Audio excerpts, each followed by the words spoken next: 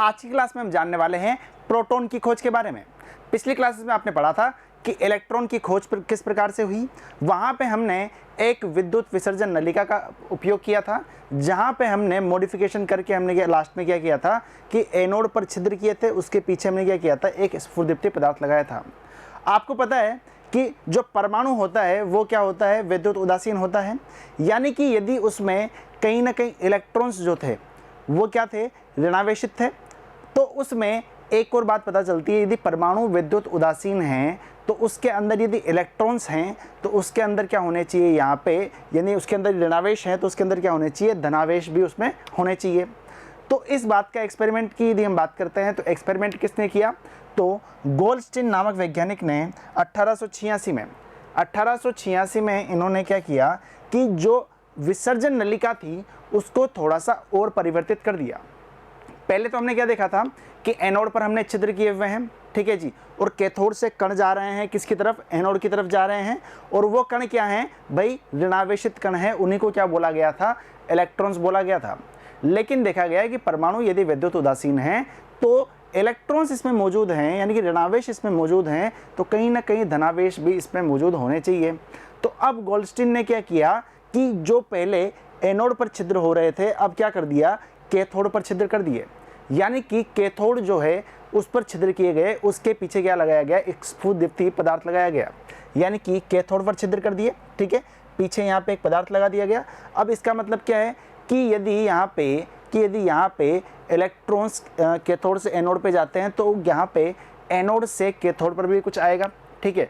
तो हम देखते हैं कि यहाँ से क्या हो रहा था कि कुछ कण आ रहे थे, ठीक है जी, कुछ कण आ रहे थे। अब वो क्या है कि एक सीधी दिशा में गमन कर रहे हैं। वो कहाँ पे गमन कर रहे हैं, एक सीधी दिशा में गमन कर रहे हैं। और जैसे ही ये इससे यहाँ से कैथोड को पार करके जैसे ही यहाँ पे टकराते हैं तो यहाँ पे क्या होने लग जाता है, एक रेड ग्लो होने लग जाता है, यानी कि यहाँ पे चमकने लग जाता है। यदि हम बात करते हैं इसकी तो यहाँ पे ये चमकीला चिन्ह हमें दिखाई देगा, और इस चमकीले चिन्ह से हम पता कर सकते हैं कि कुछ ना कुछ तो है जो कि कहाँ से आ रहा है, ये एनोड से आ रहा है। यानी कि एनोड से कुछ ना कुछ कण तो आ रहे हैं, जिसकी वजह से ही यहाँ पे क्या हुआ है, एक चमकीला चिन्ह यहाँ पे दिखाई दिया है, ठीक है जी। तो ये सब किसने बताया था, गोल्डस्टीन ने बताया। और इनकी यदि हम बात करते हैं तो ये क्या हो रहे हैं भाई, ये एक सीधी दिशा में गमन कर रहे हैं, ठीक है जी, और सीधी दिशा में गमन कर रहे हैं। अब इनके बीच में यदि मैं कोई पंखेदार यहाँ पे कुछ पंखा लगा देता हूँ हल्का सा, ठीक है जी, तो वो क्या होगा भाई, वो भी घूमने लग जाएगा। यानी कि ये कण क्या है भाई मेरे, बहुत ही ज़्यादा हल्के हैं, ठीक है जी। तो आइए देखते हैं इन सब के बारे में। यदि एग्जाम में यदि आपको लिखना है तो आप किस प्रकार से लिखेंगे, यदि आपके एग्जाम में क्वेश्चन आ जाता है कि प्रोटॉन की खोज किसने की, प्रोटॉन की खोज का संक्षिप्त विवरण कीजिए। तो देखिएगा, यदि प्रोटॉन की खोज की बात करते हैं तो हमें पता है कि परमाणु क्या है, विद्युत उदासीन होता है।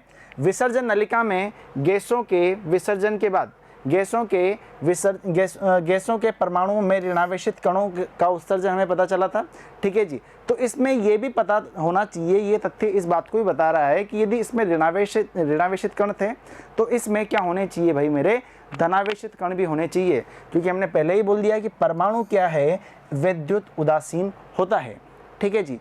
अब इसमें इन्होंने क्या किया, गोल्डस्टीन ने जो कैथोड वाली जो इलेक्ट्रोड थी उसमें छिद्र कर दिए, ठीक है, यानी कि जो विसर्जन नलिका थी उसको थोड़ा और मॉडिफाइड यहाँ पे कर दिया। तो देखिएगा, जब इस विसर्जन नलिका में प्रयोग किए गए तो कम दाब पर, तो दाब कम करने पर इस एक नई प्रकार की प्रतिदीप्तिशील किरणें प्रेक्षित हुई जो कैथोड के छिद्रों से गुजर रही थी, तथा इनकी गति कैथोड किरणों के विपरीत दिशा में थी। ये बात आपको ध्यान रखनी है कि इनकी जो गति थी वो क्या थी, कैथोड किरणों के विपरीत दिशा में थी। कैथोड किरणों की यदि हम बात करते हैं तो कैथोड किरणें कहाँ से कहाँ जा रही थी, कैथोड से एनोड की तरफ जा रही थी। अब विपरीत का मतलब क्या हो गया, ये यहाँ से यहाँ आनी चाहिए, ठीक है। यानी कि जो कैथोड के पीछे स्फुरदीप्ति पदार्थ हमने लगाया हुआ है वहाँ पे चमकीला चिन्ह बन रहा है, इसका मतलब सामने से ही कोई आ रहा होगा, ठीक है। मान लीजिए आप उधर से यदि रोशनी करते हैं, मैं यदि चमकने लग जाता हूँ तो इसका मतलब क्या हुआ कि मैंने रोशनी की है, नहीं, आपने उधर से रोशनी की होगी तब जाके मैं यहाँ पे चमक रहा हूँ, ठीक है जी। यदि हम आगे देखते हैं, ये किरणें धनावेशित कणों से मिलकर बनी हुई रहती है और एनोड से आ रही होती है, ठीक है जी। इस कारण से इन्हें धनावेशित किरणें, एनोड किरणें या फिर केनाल किरणें इनका नाम दिया गया है। यदि एग्जाम में आ जाता है केनाल किरणों के बारे में बताइए और आपको पता ही नहीं है केनाल किरणें किसे कहते हैं, केनाल किरणें जो है वो किसे बोलते हैं, एनोड किरणों को या फिर इन धनावेशित किरणों को ही क्या बोला जाता है, केनाल किरणें बोला जाता है। ठीक है जी, ये डायग्राम आपको समझ में आ गया होगा। यहाँ पे छिद्र किए गए हैं, ये क्या है भाई मेरे कैथोड है। ठीक है जी, यदि हम बात करते हैं आगे तो ये क्या था, ये एनोड था और यहाँ पे क्या हो रहा था भाई मेरे, ये एनोड था, यहाँ से क्या हो रहे हैं, ये कण आ रहे हैं सीधे। ठीक है, ये सीधी गति में रहेंगे और यदि मैं यहाँ पे कोई पंखा यदि लगा देता हूँ, ठीक है, तो वो क्या होने लग जाएगा, वो भी घूमने लग जाएगा, क्योंकि ये जो कण है वो क्या है, बहुत ही ज़्यादा हल्के हैं। ठीक है, और यहाँ पे आपको पता है हाई वोल्टेज जनरेटर हमने लगाया हुआ था विसर्जन नलिका में, और कुछ यहाँ पे हमने परिवर्तन नहीं किया। ठीक है जी, एनोड किरणें या धन किरणें सीधी गति में चलती है, यानी कि सीधी रेखा में गति करती है। एनोड किरणों की जो प्रकृति होती है वो क्या होती है, कणीय प्रकृति होती है।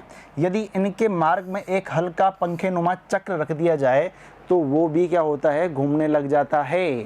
ठीक है जी, तो इस बात का ध्यान रखना कि इनकी कणीय प्रकृति होती है, इस वजह से क्या होगा, जो पंखे नुमा जो चक्र रहेगा हल्का वाला, वो भी क्या होने लग जाएगा, घूमने लग जाएगा।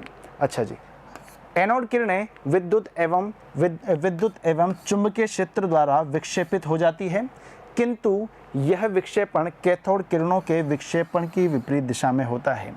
बहुत इंपॉर्टेंट पॉइंट है कि जो एनोड किरणें हैं वो क्या होती है, विद्युत या फिर चुंबकीय क्षेत्र लगाने से विक्षेपित हो जाती है, लेकिन जो ये विक्षेपण होता है ये क्या होता है, कैथोड किरणों के विक्षेपण के विपरीत दिशा में होता है। यानी कि यदि कैथोड किरणें इधर विक्षेपित होगी तो एनोड किरणें क्या होगी, ऊपर वाली दिशा में ये विक्षेपित होगी। आई बात समझ में, यानी कि ये इधर विक्षेपित हो जाएगी, यानी कि जो विक्षेपण रहेगा वो कहाँ पे रहेगा भाई मेरे, विक्षेपण कैथोड किरणों के विपरीत दिशा में ही रहेगा। ठीक है जी, तभी तो जाके हम बोलेंगे कि एक तो यहाँ पे ऋणावेश है और एक क्या है, यहाँ पे धनावेश है। ठीक है जी, तो जो ये कैथोड किरणें थी, ये जो एनोड किरणें थी, उन्हें क्या बोला गया कि ये धनावेश से मिलकर बनी हुई होती है और उन्हें ही क्या नाम दिया गया है, यहाँ पे प्रोटॉन्स नाम दिया गया। इस प्रकार से खोज हुई किसकी, प्रोटॉन्स की। ठीक है जी, तो ये सब था किसके बारे में, प्रोटॉन्स के बारे में। प्रोटॉन्स की खोज में इलेक्ट्रॉन्स की खोज में ज़्यादा कुछ डिफरेंस है नहीं। ठीक है, इलेक्ट्रॉन्स में आप क्या करते थे कि जो एनोड रहता था उसमें छिद्र करते थे, उसके पीछे स्फुरदीप्ति पदार्थ लगा रहे हैं। ठीक है, अब यहाँ पे क्या होगा, कैथोड पे छिद्र कर दो, उसके पीछे स्फुरदीप्ति पदार्थ लगा दो और जस्ट उल्टा आपको लिखना है। ठीक है, सिंपल है बहुत ही ज़्यादा। अगली क्लास में हम जानेंगे कि न्यूट्रॉन की खोज कैसे हुई थी। तो जुड़े रहिए मिशन ज्ञान के साथ में, मिलते हैं अगली वीडियो में। धन्यवाद।